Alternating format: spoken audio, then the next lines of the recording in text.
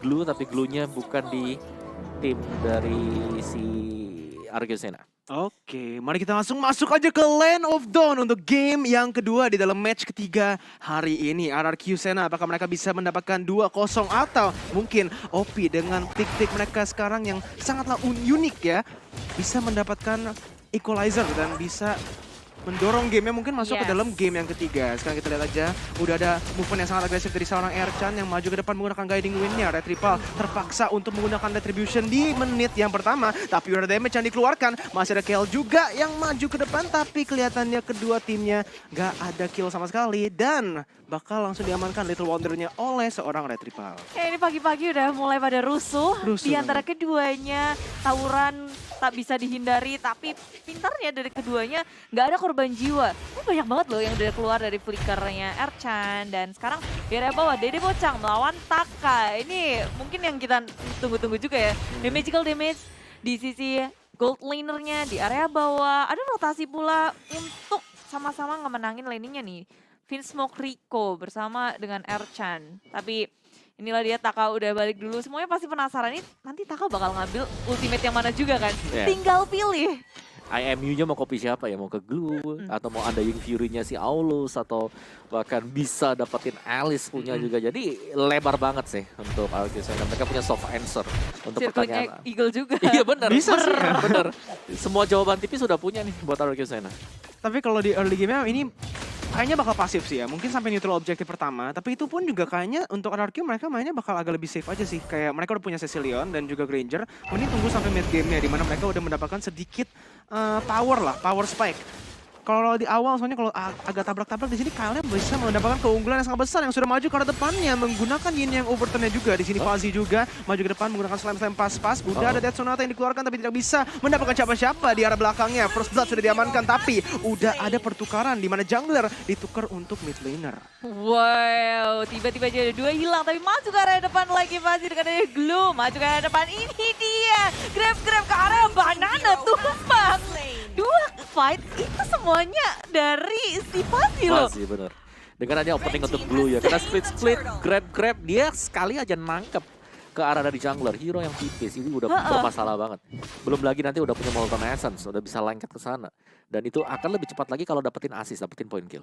Nah ini yang tadi baru aja dibahas sebelum neutral objektifnya. Kayaknya RRQ sana mending jangan tabrak dulu sih kalau di early game. Karena pressure yang dimiliki oleh seorang Kagura bersama juga dengan Glue ini wow banget sih. Actually Ercan juga sih dengan Matilda. Jadi di early game bakal RRQ agak kesusahan. Tapi kalau misalnya kita tunggu sampai mid game, Cecilion dan juga Granger mendapatkan power spike.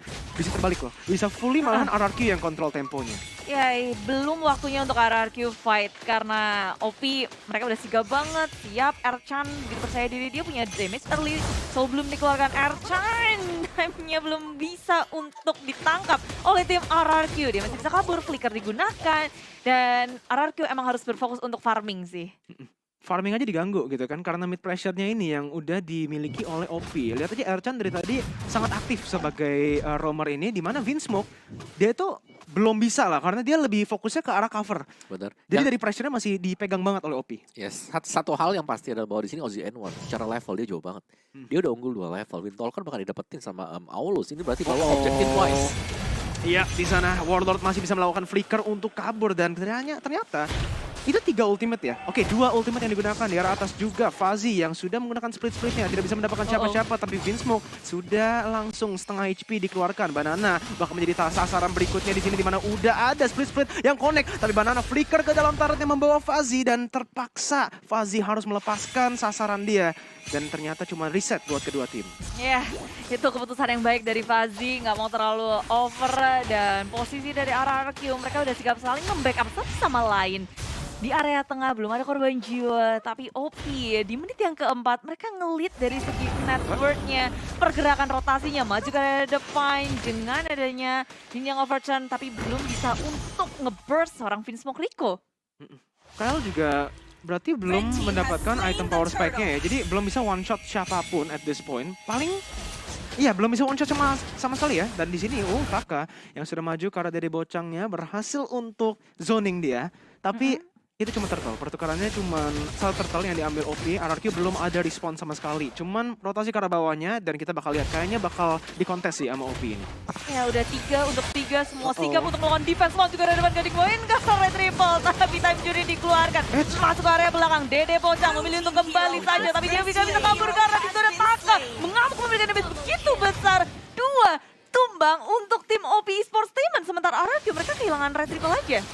Bagus banget itu dari RRQ Sena, di mana mereka tuh memaksakan team fight, tapi this time itu unggul buat mereka. Karena sekarang itu kan mereka lagi dalam posisi yang kalah ya, bisa dibilang kalau dari segi goldnya dan juga objektif. Kalau mereka bisa mendapatkan trade yang imbang, itu worth it banget buat mereka. Ya, dan tadi yang di bawah itu ya, kalau kita lihat memang copy Taka sih tadi, IMU yang dipakai oleh Valencia dan berhasil untuk mengcopy blood out yang dimiliki oleh si Alice. Untuk Dede Bocang sendiri, dia masih survive tadi, bahkan terlihat sangat kuat karena nggak ada jawaban lagi untuk semua efek life steal yang dimiliki oleh Taka. Whip, tapi tidak bisa seperti sekarang untuk bertahan lagi. Dia mau punya blood out juga nggak bisa karena 3 member. Fokus ke area bottom lane-nya, nggak cuma ngedapatin satu Taka, tapi juga satu turret buy one get one di area bottom lane untuk OP Esports Statement. Di sini juga Banana, biasalah ini just Uranus things gitu kan. Maju ke depan, jadi nuisance lah buat tim musuhnya, menggunakan consecration juga. Sebenarnya nggak ada threat sama sekali dia itu, cuman di depan berdansa-dansa aja di depan musuh-musuhnya. Tapi kelihatannya di arah atasnya itu Dede Bocang bisa melakukan free farm, dan taratnya pun bisa dicang nih oleh Dede Bocang.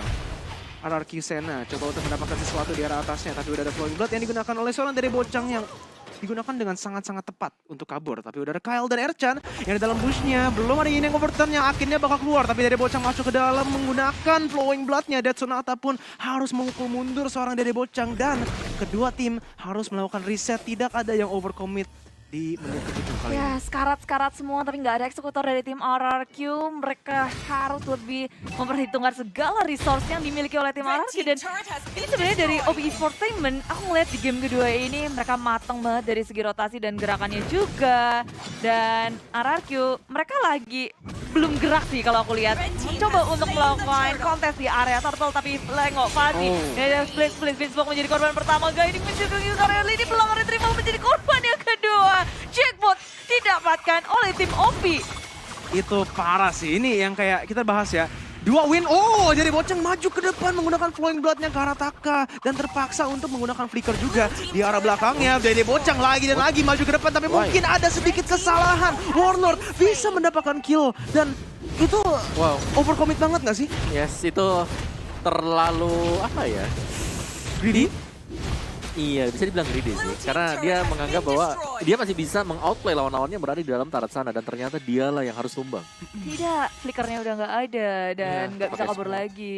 Resource skillnya udah habis. Tapi setelah dia di sisi lain, OP masih mendapatkan keunggulan yang sangat besar walaupun kehilangan Dede Bocang di area mid lane.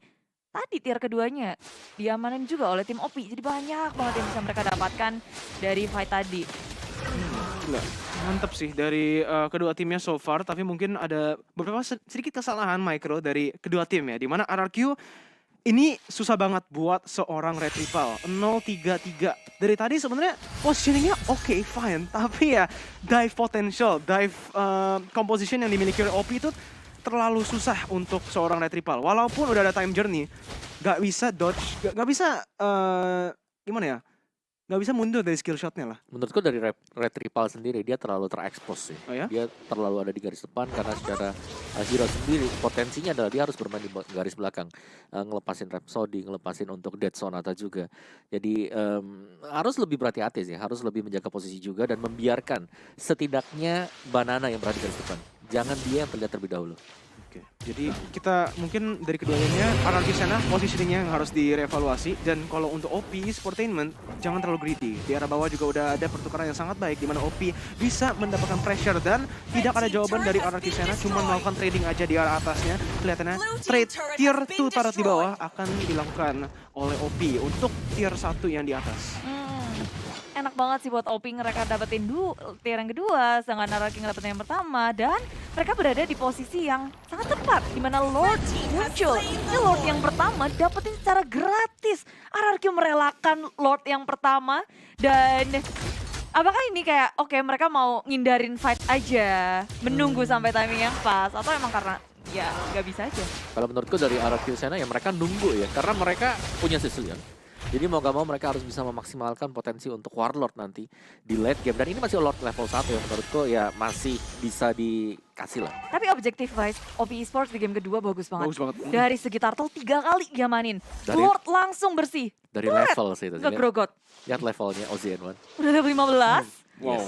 Iya, maksimal level udah didapetin, makin percaya diri lagi maju ke area depan. Tengok, turret 3 sabek aja udah hilang, roto di tengah. Gila, ini iya parah banget sih. Bagus banget dari OP Sportainment yang udah melakukan evaluasi dan juga execution yang lebih baik ya kan. Kayak gameplaynya sama kayak game pertama. Tapi this time eksekusinya yang dilakukan oleh OP Sportainment yang mantap banget. Kelihatannya bakal menjadi siege lagi untuk OP Esport. Mereka coba untuk melakukan push terhadap 3 wave. Di arah bawah juga ada 1v1 yang dilakukan dari Bocang versus Taka, di mana Taka yang berhasil mendapatkan keunggulan di sana dan mungkin OP tidak bisa melakukan siege lagi ke arah base turretnya. Cuman tier 2 turret yang di arah tengah yang bakal diamankan.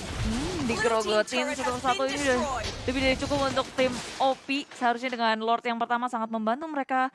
Dan tim RRQ, mereka butuh waktu. Sampai menit berapa ini Om? 50? 20 lah ya. 20. 60 lah. 20 apalagi 60. Hello. tenang. Ada banana kan? Ada banana. Jadi ada banana di sini tugasnya adalah untuk nge-drag gamenya lebih jauh lagi. Untuk bisa masuk ke late game. Jadi dia harus bisa motong. Dia harus bisa mancing perhatian-perhatian dari tim OP untuk bisa ya cari dia.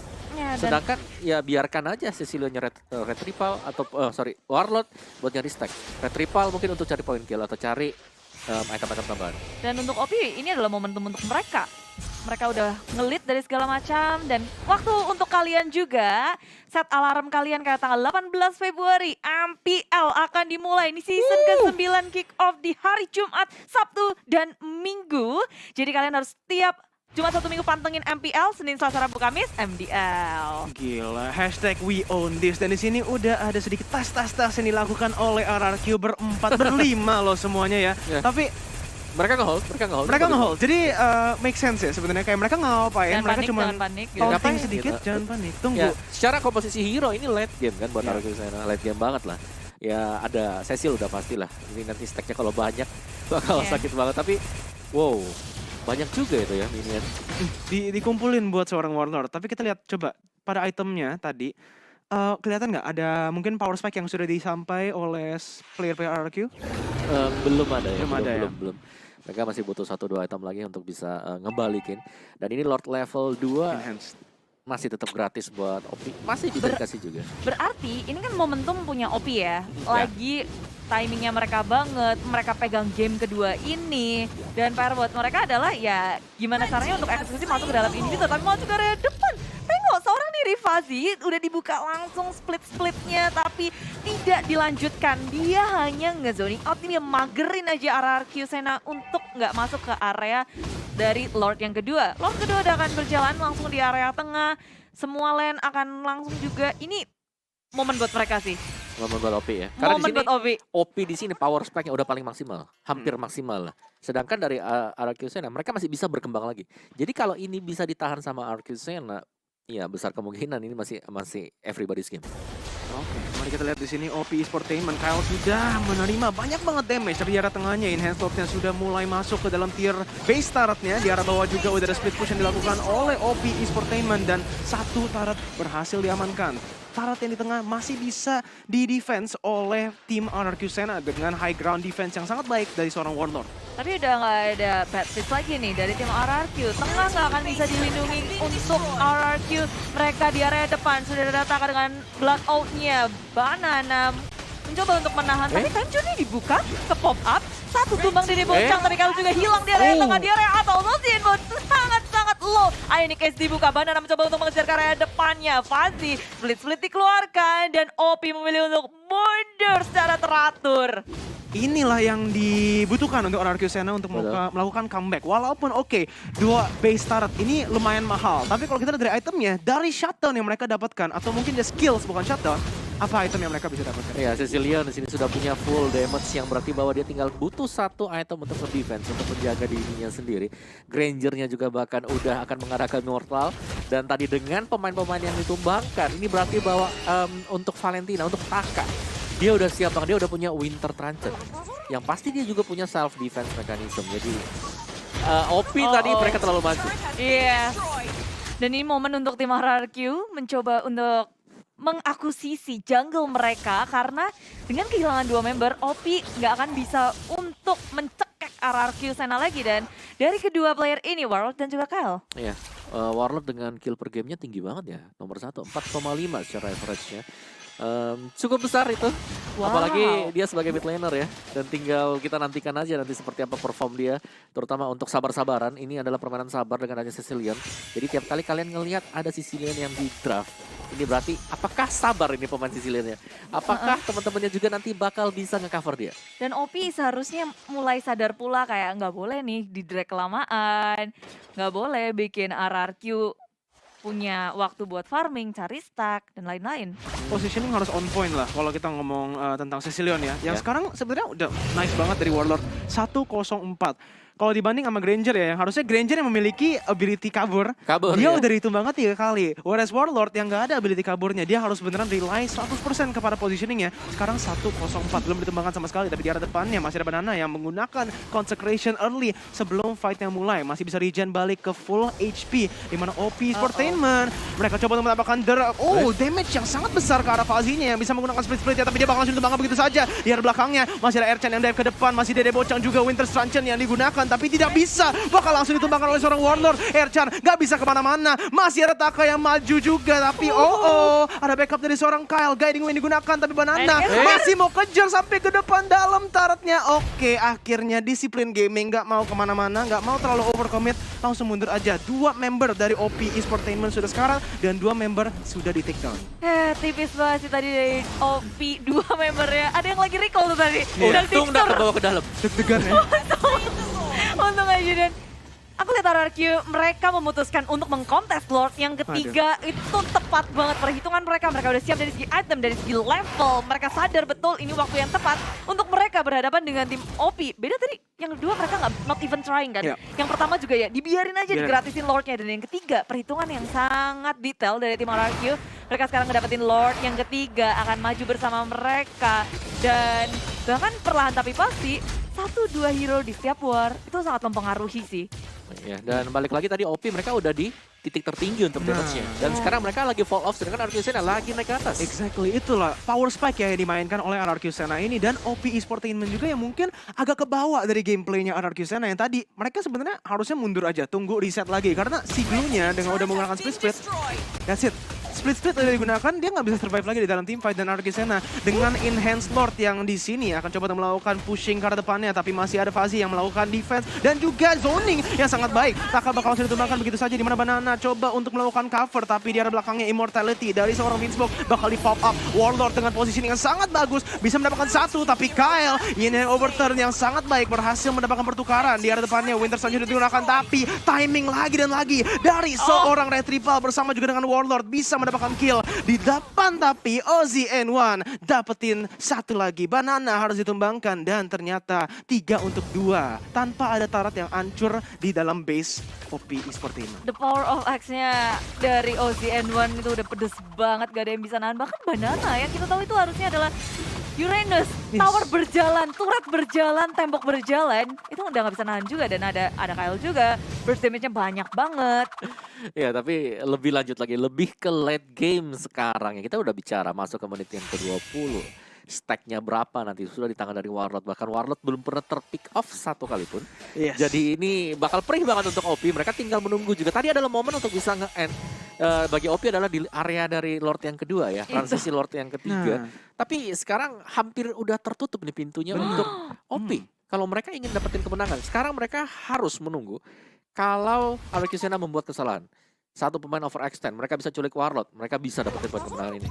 Dan dari itemnya juga ini sudah full item untuk si Warlord. Athena Shield untuk last itemnya karena memang ada 4 magic damage yang dimiliki oleh OP. Jadi menurutku Athena Shield adalah item wajib, bener banget. 1, 2, 3, 4 hero dari RRQ Sena, mereka sudah memiliki Athena Shield.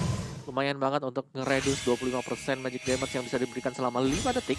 Dan tinggal bagaimana setup sekarang. Lord level 3, Lord yang akan sangat menentukan juga. Tapi RRQ Sena power spike mereka masih tetap akan naik ke atas. OP udah mulai jalan di tempat. Ada Dede Bocang sebenarnya. Dia masih kumpulin stack juga.